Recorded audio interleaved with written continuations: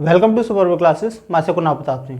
हम लोग संविधान को एक क्रम से देख रहे हैं, जिसमें वीडियो नंबर 1 से मैं संविधान को करवा रहा हूं। आप क्रम से देख सकते हैं चैनल पे जाके। तो हमने लास्ट वाली वीडियो में जो भाग 5 था, जो कि संघ से संबंधित था, उसको हमने कंप्लीट किया था। भाग 5 में थोड़ा ज़्यादा वीडियो हो गई थी, क्योंकि संघ में बहुत सारे टॉपिक आ जाते हैं और अनुच्छेद भी ज़्यादा हैं। अब भाग 6 में है राज्य के बारे में, राज्यों से संबंधित अनुच्छेद, जो कि अनुच्छेद 152 से 237 तक आते हैं। तो हमने 152 से और 237 तक जो मेन अनुच्छेद थे, उनको हमने यहाँ लिया है। ठीक, इन्हीं में से क्वेश्चन आते हैं। अच्छा, इनका एक चीज और है कि कभी कभी अनुच्छेद ना पूछ के अंदर से कुछ भी पूछ लेता है।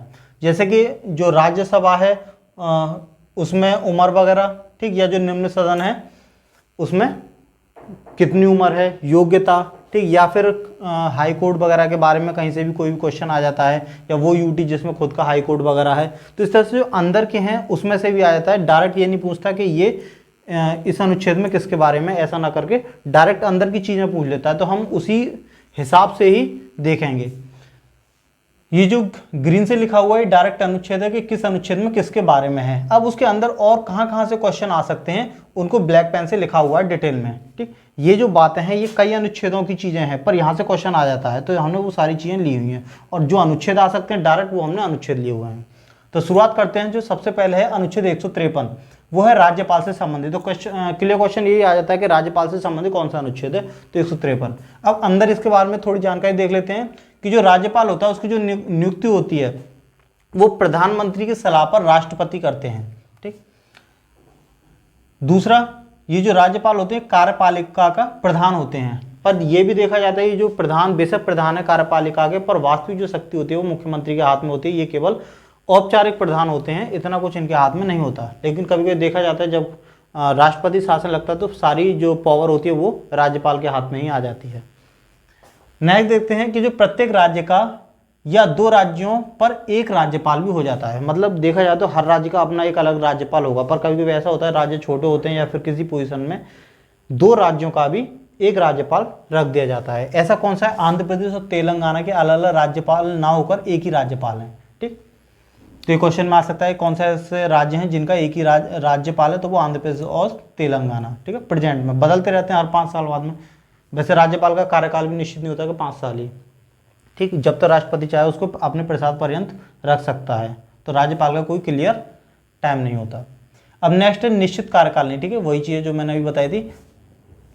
राष्ट्रपति का तो होता है जैसे 5 साल, राज्यसभा का 6 साल, लोकसभा का 5 साल। ठीक, पर जो राज्यपाल है उसका कोई भी कार्यकाल नहीं होता कि 5 साल या 6 साल। ये जब तक राष्ट्रपति चाहे रखे और तब चाहे उसको हटा दे। तो इनका कोई निश्चित कार्यकाल नहीं होता राज्यपाल का।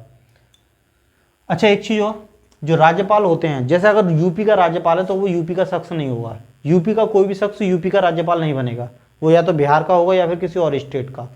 ठीक, तो अपने ही राज्य का कोई व्यक्ति अपने ही राज्य में राज्यपाल नहीं बन सकता। तो इसलिए लिखा है दूसरे राज्य से, मतलब जो राज्यपाल आते हैं दूसरे राज्य से आते हैं। दूसरे राज्य के लोग हमारे राज्य में आके उसके राज्यपाल बनते हैं। इनकी जो उम्र होनी चाहिए वो न्यूनतम 35 साल होनी चाहिए। ठीक, तो उम्र के ऊपर क्वेश्चन 1-2 बार आ चुके हैं, तो सभी की उम्र देखनी है, राष्ट्रपति, राज्यपाल, प्रधानमंत्री वगैरह, लोकसभा, राज्यसभा। तो वो चीज़ें एक तरफ से मैं सारे करा ही रहा हूँ, पीछे की वीडियो में देख लेना। तो राज्यपाल की उम्र जो है वो 35 साल होनी चाहिए। अब नेक्स्ट है अनुच्छेद 168। ये है राज्यों के विधानमंडल का गठन। दरअसल क्या होता है, जैसे केंद्र में होता है लोकसभा, राज्यसभा, इसी तरह से जो राज्य होते हैं हर राज्य में भी विधानसभा या विधान परिषद इस तरह से होती है। देखो, 2 होते हैं, विधानसभा और विधान परिषद, पर ये दोनों ही हर राज्य में नहीं होती। ठीक, जो विधानसभा होती है ये तो लगभग हर राज्य में मिलती है। यूटी की बात नहीं कर रहा हूँ, केंद्र शासित प्रदेश का अलग हुआ है। तो ये विधानसभा होती है जहाँ जाके विधायक वगैरह बैठते हैं। पर जो विधान परिषद होती है ये किसी में ही होती है। ये राष्ट्रपति से अनुमोदन करते हैं कि ऐसे ऐसे विधान परिषद की मांग करते हैं, तो जो केंद्र है वो विधान परिषद खोल देता है।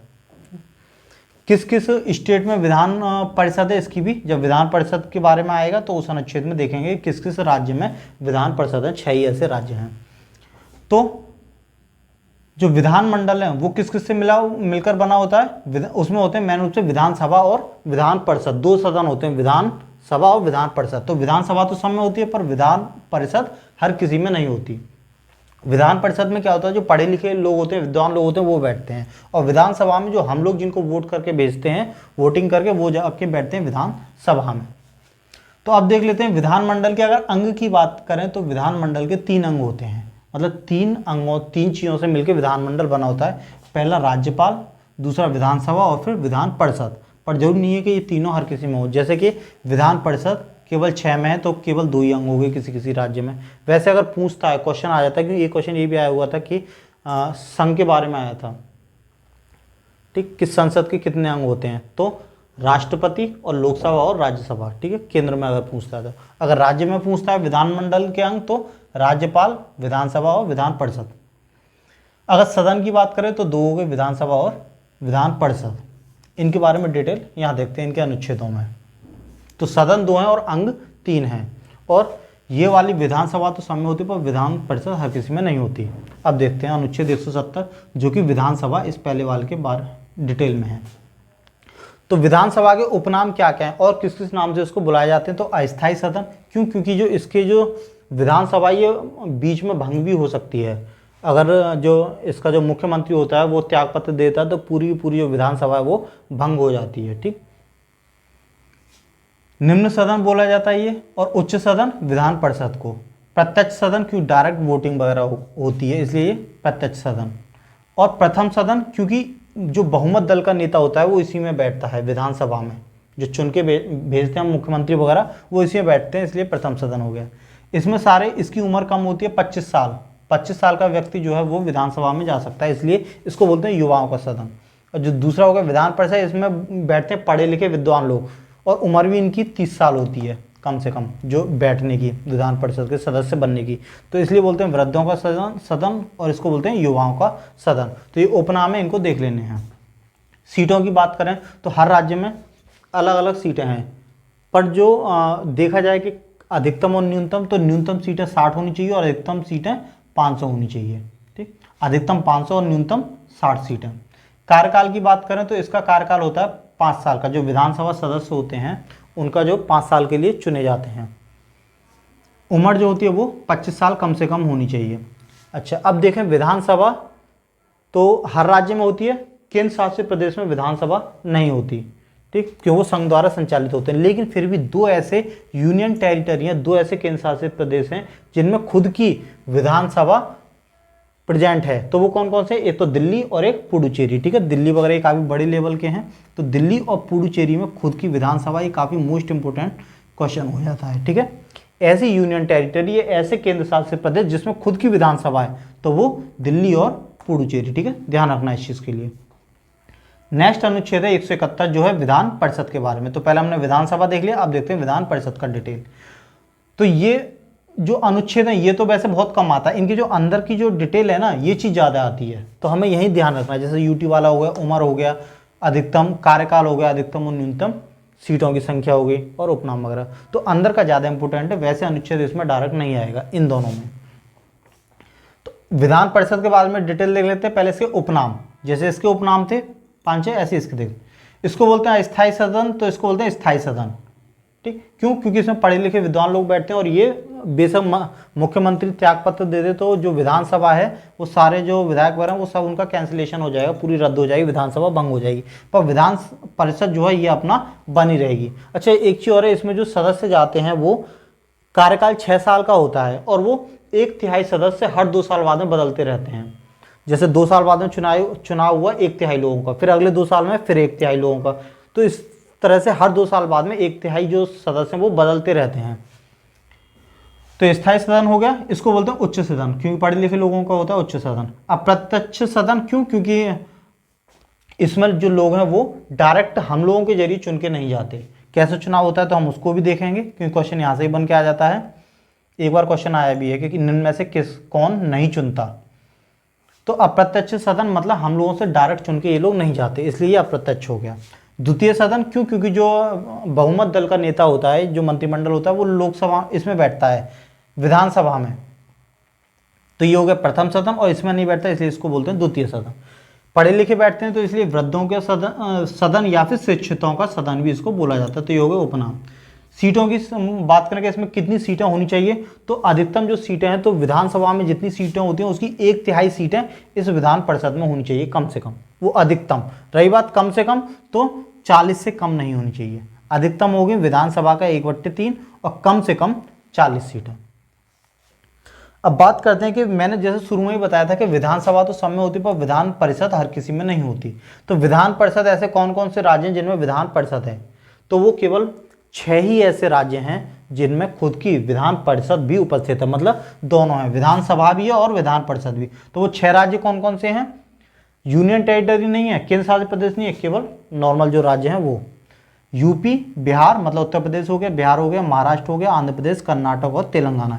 इनमें क्या है? विधानसभा भी है और विधान परिषद भी है। ठीक, तो ये चीज़ें याद रखना, इसके ऊपर क्वेश्चन आ चुका है। कार्यकाल की बात करें तो हमने देखा था जो राज्यसभा थी उसमें भी 6 वर्ष था, तो इसी तरह से ये एक तरह से राज्य की राज्यसभा होगी, मतलब उच्च सदन, तो विधान परिषद, इसका भी कार्यकाल 6 साल। उम्र कम से कम इसका सदस्य बनने के लिए 30 वर्ष की उम्र होनी चाहिए। और जो लोकसभा में है उम्र है 25 साल और इसका कार्यकाल 6 साल, तो इसका कार्यकाल 5 वर्ष। चुनाव की बात करें कि जैसे यहाँ था अप्रत्यक्ष सदन, मतलब हम लोग नहीं चुनते, कुछ कोई और चुनते हैं, तो वो कौन चुनते हैं तो उसका देख लेते हैं। इसका जो 1/3 सदस्य होते हैं वो विधानसभा द्वारा चुने जाते हैं, इसके जो सदस्य हैं उनके द्वारा। फिर जो 1/3 सदस्य हैं वो जो पंचायती सदस्य वगैरह होते हैं, पंचायत, नगर निगम या पंचायत वगैरह, उन सदस्यों द्वारा 1/3 सदस्य। बाकी जो 1/6 सदस्य हैं वो राज्यपाल खुद नियुक्त करता है अपनी तरफ से। जो राज्यपाल को जो लोग अच्छे लगते हैं, उसकी नज़रों में, राज्यपाल की नज़रों में विद्वान होते हैं, उन लोगों को वो विधानसभा परिषद में बिठाते हैं। पर ऐसे सदस्य कितने होंगे? कुल संख्या का जितने भी सदस्य उनका 1/6। 1/12 सदस्य हैं इस विधान परिषद के, वो जो ग्रेजुएशन कंप्लीट करे हुए जो युवा होते हैं, मतलब पढ़े लिखे युवा, इनको जो चुनने का अधिकार है वो भी पढ़े लिखे लोगों को दिया है। आम लोग जो होते हैं, हमारी तरह आम लोग होते हैं, पर वहाँ क्या हो गया, पढ़े लिखे होने चाहिए, कम से कम कितने? ग्रेजुएशन, मतलब स्नातक, और वो भी 3 साल पहले कंप्लीट किए होने चाहिए। अभी नहीं, अभी ग्रेजुएशन कर रहे हो या ग्रेजुएशन करिए 1 साल हो गया, 2 साल हो गया, तो हम उसके लिए चुनाव नहीं दे सकते। कम से कम 3 साल हो चुके हो तो हम उसके लिए चुनाव दे वो वोट कर सकते हैं विधान परिषद के सदस्य के लिए। उसके बाद में जो माध्यमिक शिक्षा परिषद जो है उसके सदस्य, उसके जो शिक्षक हैं वो 1/12 लोगों का चुनाव करते हैं। तो इस तरह तरह से चुन के इसमें लोग जाते हैं विधान परिषद में।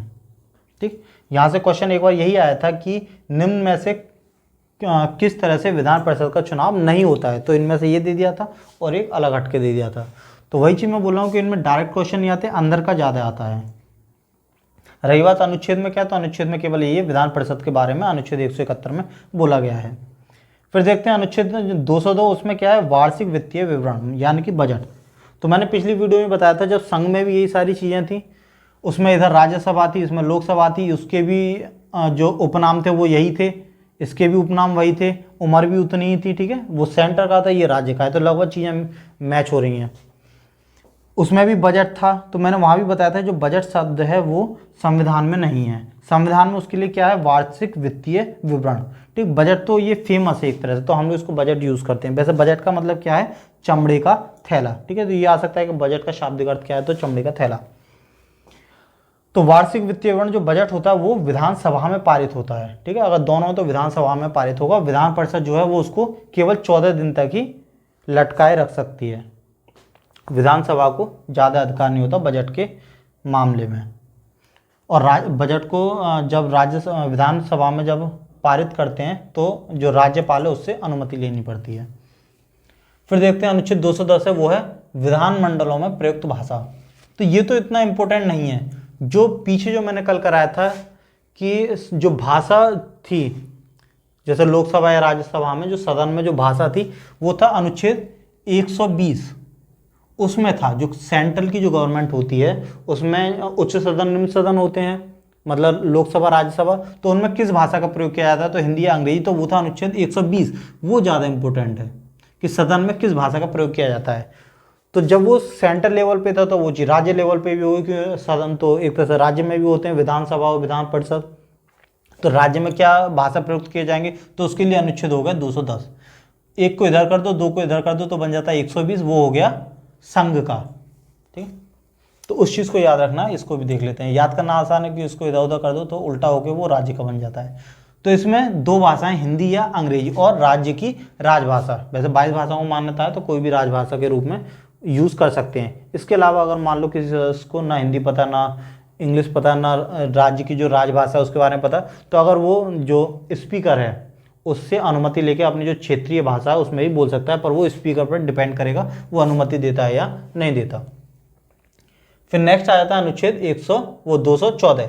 इसमें क्या है, राज्यों के लिए जो उच्च न्यायालय है, हाई कोर्ट, ठीक है, एक होता है उच्चतम। उच्चतम जो होता है वो होता है संघ का, मतलब सुप्रीम कोर्ट, पूरे देश का जो एक होता है, और यह है उच्च, ठीक है, उसको बोलते हैं सुप्रीम कोर्ट या उच्चतम। और ये होगा उच्च न्यायालय या फिर हाई कोर्ट, ये होता है राज्यों का टॉप लेवल का कोर्ट। सबसे राज्यों में अगर कोई सबसे ऊंचा कोर्ट होता है तो ये हाई कोर्ट ही होता है।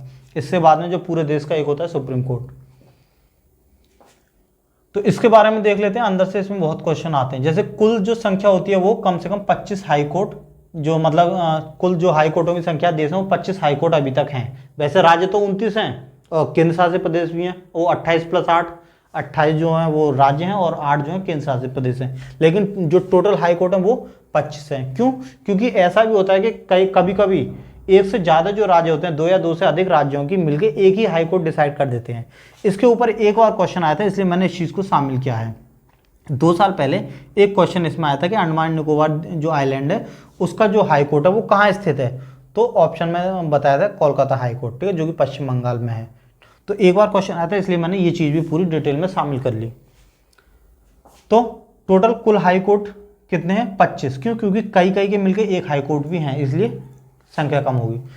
इनके हाई कोर्ट में जो जज होता है तो उसकी योग्यता क्या होती है? तो उसके लिए जो डिस्ट्रिक्ट कोर्ट है, हाई कोर्ट से नीचे डिस्ट्रिक्ट कोर्ट आ गया, तो डिस्ट्रिक्ट कोर्ट में कम से कम 5 साल तक या तो उसने जज रह चुके हों या फिर 10 साल तक डिस्ट्रिक्ट कोर्ट में वकालत की हो। तो एक कम से कम योग्यता है। कार्यकाल 65 साल तक होता है, ठीक है, 65 साल होने पर रिटायरमेंट हो जाता है। इनको हटाना आसान नहीं है, पूरा महाभियोग प्रक्रिया होती है। महाभियोग कैसे होता है पीछे हमने देखा हुआ है। तो महाभियोग प्रक्रिया द्वारा इसको 65 साल से पहले भी हटाया जा सकता है। हालांकि महाभियोग जो प्रोसेस है वो लगे हुए हैं, पर अभी तक तो कोई महाभियोग प्रक्रिया से किसी भी जज को, चाहे सुप्रीम कोर्ट हो या हाई कोर्ट हो, किसी भी जज को अभी तक हटाया नहीं गया है। ना ही राष्ट्रपति को, ना ही राज्यपाल को, और ना ही उपराष्ट्रपति वगैरह को। हाई कोर्ट जो महाभियोग है अभी तक किसी को भी हटाया नहीं गया है महाभियोग से। सबसे ज़्यादा जज की बात कर लें तो वो यूपी का जो है इलाहाबाद हाई कोर्ट, उसमें सबसे ज़्यादा जज हैं, 160 जज, ठीक है, क्योंकि सबसे ज़्यादा जज हैं इसलिए क्वेश्चन बन जाता है। अब ऐसा एक केंद्र शासित प्रदेश जिसका अपना हाई कोर्ट है तो वो केवल दिल्ली है, ठीक है। इसके अलावा कोई ऐसा केंद्र शासित प्रदेश नहीं है, जैसे अंडमान निकोबार हो गए, दादरा नगर हवेली, वो और जो हाई कोर्ट है उनसे ही अपना काम चलाते हैं। जैसे ये कोलकाता वाले पश्चिम बंगाल के से, और दादरा नगर हवेली महाराष्ट्र से अपना काम चला लेते हैं। इनका अपना अलग कोई हाई कोर्ट नहीं है। पर दिल्ली ऐसा अपना एक केंद्र शासित प्रदेश है, यूनियन टेरिटरी है, जिसका खुद का अपना पर्सनल हाई कोर्ट है, ठीक है। तो क्वेश्चन इंपोर्टेंट हो जाता है ये। अच्छा, अब मान लो राज्य काफ़ी बड़ा है, जनसंख्या ज़्यादा है और वहाँ एक हाई कोर्ट से काम ना चल रहा हो, तो हाई कोर्ट अपनी ब्रांच जगह जगह खोल लेता है, ठीक। तो बड़े राज्यों में हाई कोर्ट की खंडपीठ होती है, मतलब ब्रांच स्थापित कर देते हैं जगह जगह, ठीक है। जैसे कि यूपी में जो है काफ़ी जनसंख्या काफ़ी है, लगभग 21-22 करोड़ जनसंख्या है पॉपुलेशन, तो एक हाई कोर्ट से काम नहीं चल पाता। तो जो इलाहाबाद हाई कोर्ट है उसने अपना लखनऊ में भी एक ब्रांच डाल रखी है, ठीक है। तो इस तरह से यूपी में खंडपीठ है, इलाहाबाद हाई कोर्ट की लखनऊ में एक खंडपीठ डली हुई है ब्रांच। तो इस तरह से बड़े राज्यों में अपनी ब्रांच खोल सकते हैं हाई कोर्ट। फिर नेक्स्ट आता है अनुच्छेद 231। जैसे मैंने अभी पीछे बताया था कि 2 से अधिक राज्यों के लिए एक ही हाई कोर्ट की जो व्यवस्था है वो अनुच्छेद 231 बोलता है। तो ये तो क्वेश्चन मैंने नहीं देखा अभी तक, ठीक है। लगभग मैंने कई 250-300 के करीब बैक पेपर निकाले हुए हैं, तो मैंने ये क्वेश्चन नहीं देखा। मेरे जो उसमें आया था, मैंने जो नज़र में पढ़ा था वो ये वाला क्वेश्चन पढ़ा था, ठीक। तो मैंने इसलिए बोला था कि अनुच्छेद डायरेक्ट ना आके उनके अंदर का आ जाता है, ठीक। तो अंदर का भी देखना जरूरी होता है।